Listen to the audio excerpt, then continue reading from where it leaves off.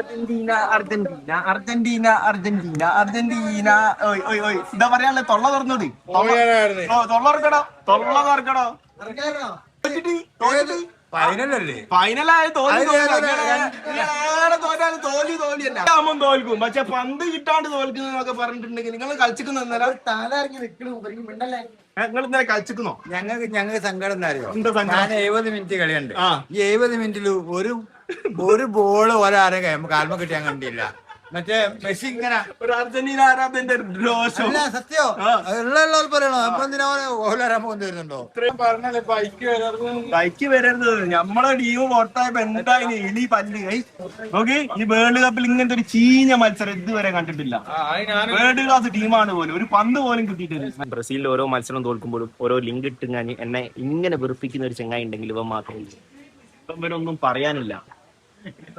നാണം കെട്ട തോൽവി പറഞ്ഞാൽ ഇജാതി നാണം കെട്ട തോൽവി. ഇന്നത്തെ കളിനെ കുറിച്ച് സത്യസന്ധമായിട്ട് ഒരു അഭിപ്രായം പറയും. അർജന്റീന ഫാൻ അല്ല. ഇന്നലെ അർജന്റീന കളിച്ചില്ല. പ്രസിഡന്റ് ഇല്ലാണ്ട് അർജന്റീന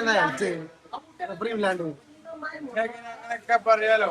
ഇന്നലെ എന്നിട്ട് കളി കഴിഞ്ഞിട്ട് ട്രോഫി കിട്ടായിട്ട് തല്ലൂടുക. മറ്റേ ചെങ്ങായിമാരൊക്കെ എടുത്ത് എറിയുന്നുണ്ട്.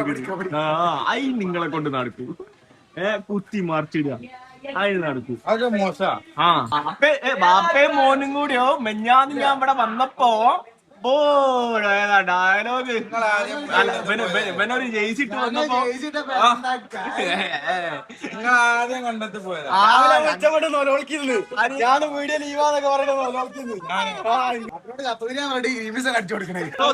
എടോ നിങ്ങൾ തോറ്റട കൊട്ട. അത് നിങ്ങൾ മനസ്സിലാക്കാൻ